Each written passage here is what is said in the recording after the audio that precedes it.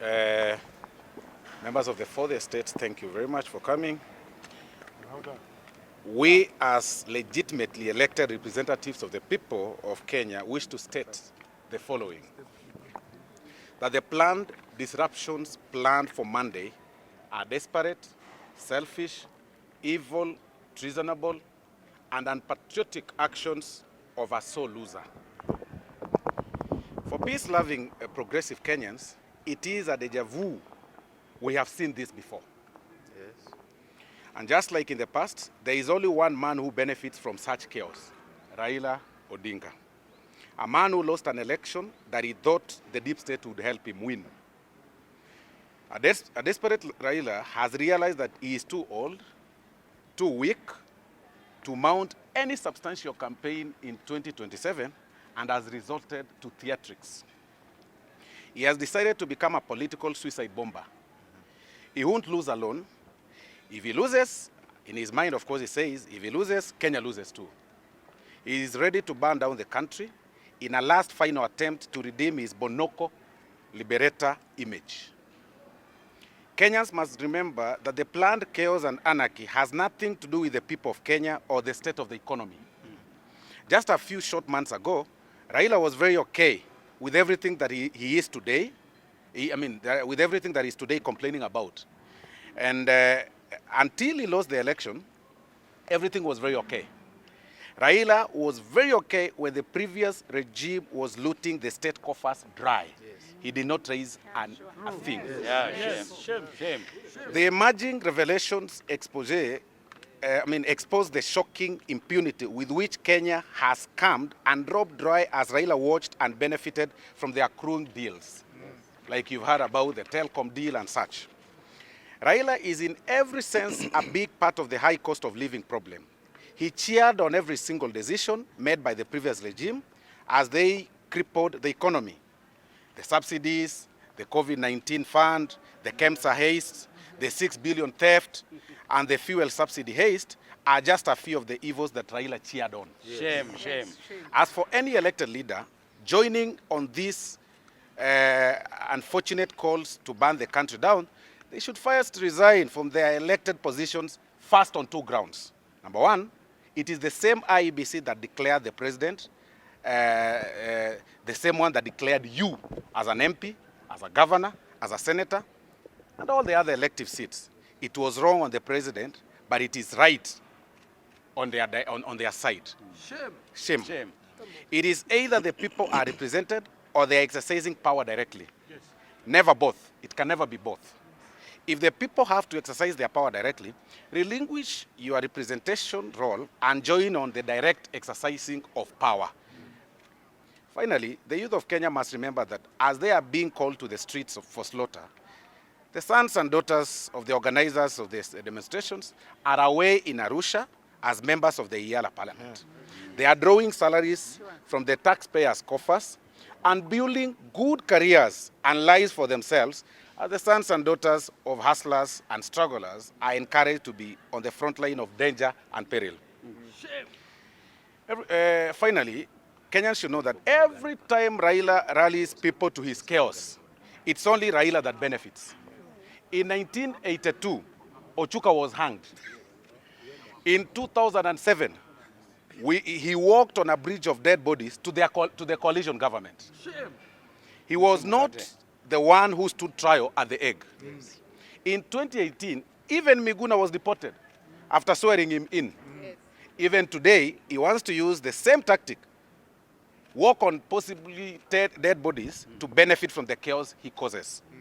Raila only fights for the greedy Raila. That's all. I think our statement says it all. One, that we want to call out Mr. Odinga and his desperation and insatiable appetite for bloodshed in this country.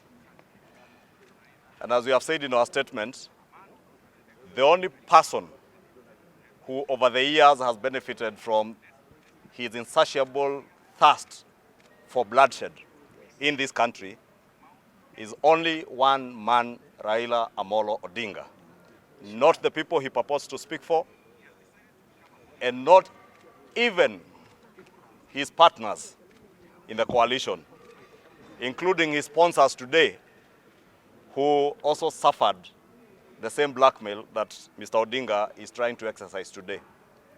We want to support His Excellency, the President, in what he said yesterday, that this is a nation that will be governed by the rule of law, not the rule of men. Yes. Past regimes might have made Mr. Odinga believe that he's above the Constitution and above the laws of this republic. We want to say that the government now has a sacred duty and responsibility to show Mr. Odinga that he is a subject of the Constitution and a subject of the laws of this republic like all other Kenyans. Two, we appreciate that every Kenyan under the Constitution, under the Bill of Rights, has certain rights that are guaranteed to them, including the right to demonstrate peacefully, to picket, to hold processions, but there are ways as to how you do that. You must work with the security agencies to offer you security and escort you. But what we have seen with the Odinga demonstrations over the years have nothing to do with peaceful picketing. And all indications so far, and I'll draw reference to what happened in Kisumu City yesterday. Yes. I also draw reference to the calls by his army of goons that he arms them with guns, as you saw in Kilifi. One of the speakers, as Mr. Odinga sat there cheering and clapping, one of the speakers asking him to now arm them with guns.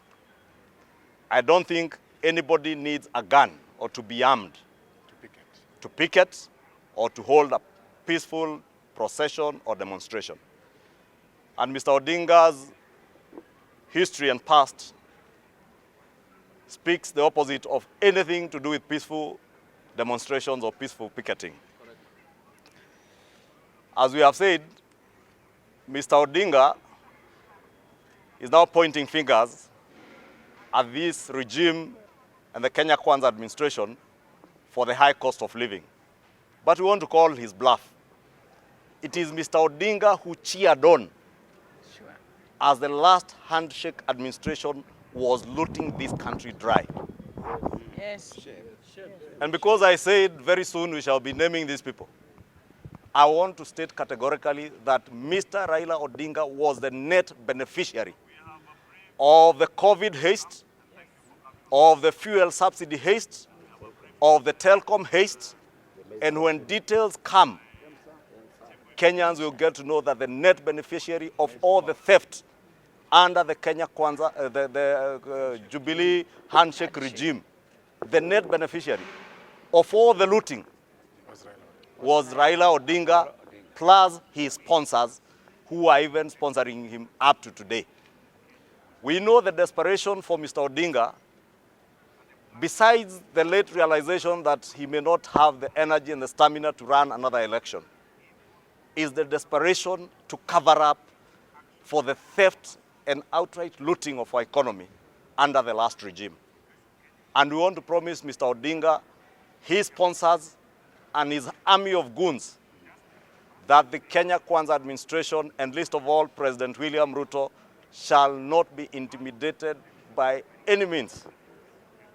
The pursuit of those who looted our economy will continue unabated, notwithstanding his demonstrations. The pursuit of those who use their offices to run away from taxation by offering themselves exemptions, tax waivers, and reliefs will continue. And this administration will also continue to work on means and ways of uplifting our economy and improving the cost of living for the Kenyan people to make life more bearable for the people. And the president has already begun work on that. All these members you see here You saw them in the National Assembly when others boycott the National Assembly. These members were there yesterday debating the budget policy statement to ensure that we have in place programs that will ensure that we bring down the cost of living to the Kenyan people. That's why we are challenging our colleagues in the Azimio coalition. And most of those in ODM who are now slaves of the Odinga dynasty, please, it is only yourselves who can rescue yourselves. Nobody will rescue you. But we must remind you that the people of Kenya elected you as members of parliament to come and deal with issues and matters that of concern to them through parliament, not in the streets. And that's why we have said, should you find you have no space in the National Assembly and in parliament as members of parliament and senators, resign. Simply quit your positions. Sure. And join the rest of the army of goons asking for arms.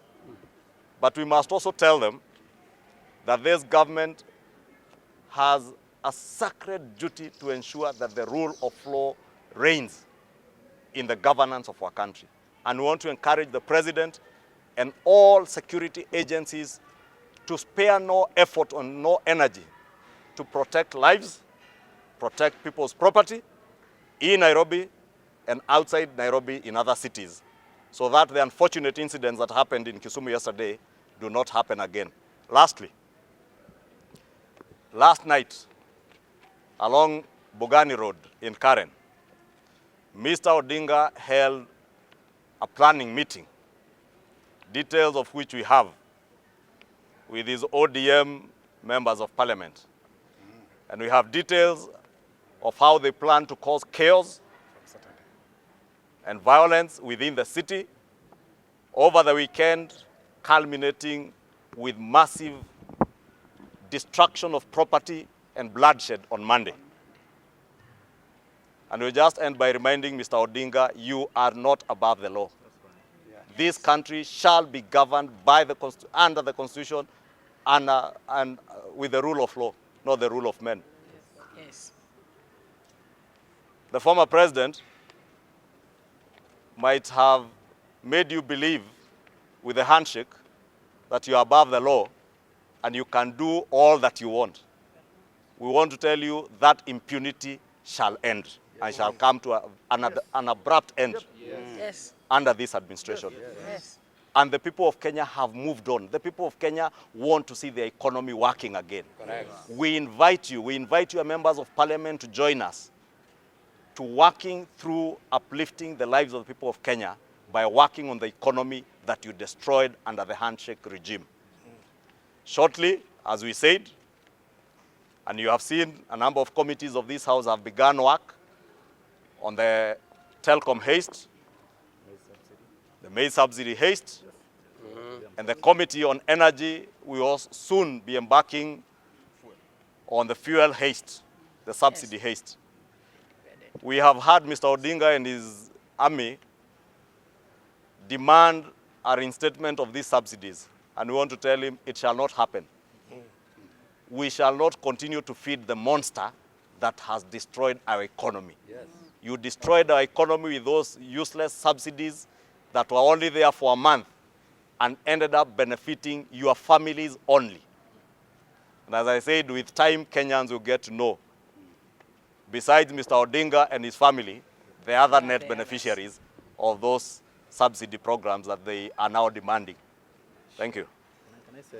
Mzuri tuongeleshane ukweli ya kwamba ni mzuri tuongeleshane ukweli ya kwamba tumekuwa kwa hii nchi miaka mingi, na baada ya kila chaguzi ambazo zimepita kwa miaka karibu 30, tuliona Raila Odinga alishindwa na Moi, akasema hajashindwa, kuku ikameza tingatinga, akapata kuingia kwa serikali kupitia nyuma. Ikakuja wakati ya Kibaki, akaleta mambo ya code ile nusu mkeka, akasukuma Kibaki alikuwa anataka kufanya kazi naye, akamfuruga miaka 5, Kibaki ikakuwa ni ngumu kufanya kazi. Mwaka wa mwisho 5 ndio Kibaki alifanya kazi. Ikakuja serikali ya Uhuru Kenyatta. Mwaka ya kwanza serikali ya Jubilee ikafanya kazi vizuri. Mwaka wa pili wakati tuliingia kwa handshake, tukaona economy ya Kenya imeporwa proper, na ikakuwa Raila ameingizwa ndani katika ndiye partner wa handshake. Saa hii anataka kurudia yule mtindo tu, asukume William Ruto ndio apate nafasi ya kuingia kwa serikali.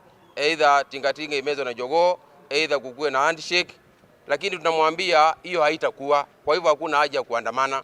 Utaandamana mchana, usiku, na hiyo haitakuwa. La mwisho ni kwa watu wa Lower Eastern Region. Sisi hatukuwa kwa ballot paper.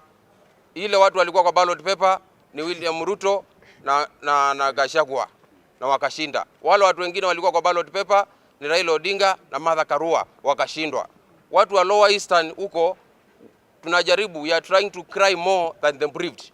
Sisi hatukushinda. Sasa sijui ni haja gani tunaambiwa twende kwa kusaidia maandamano. Naona ndugu yetu Kalonzo pale mbele na hakuwa kwa ballot paper, si mbunge. So tunamwambia Kalonzo na ile watu wamfuata, please, the Kamba community cannot cry more than the breathed. Tuachane na hiyo upuzi na tuachie wenye upuzi wasukumana nayo. Asante. But maybe just to add on IEBC. On IEBC, and because most of you report for Parliament, I think it is also a fact that the IEBC Act that created the Cherera 4 Commission, that law was authored by Uhuru Kenyatta and Raila Odinga. They are the ones who appointed the 4 Cherera 4 commissioners under the same act. What the Kenya Kwanza administration has done is to comply with a court order that removed the 4 panelists that were being nominated by the Parliamentary Service Commission. Therefore, Raila cannot pretend that there is a new law. It is the same law that Raila Odinga and Uhuru Kenyatta authored. The amendments that we have done under the 13th Parliament were passed in this House and the Senate. If you go to the Hansard, you will notice not a single member of the ODM party or Azimio coalition opposed those amendments because they knew it was in compliance to a court order. Therefore, Raila today cannot be telling people to go to the streets for his members having failed to do what they should have done in Parliament. 1 minute for this lady for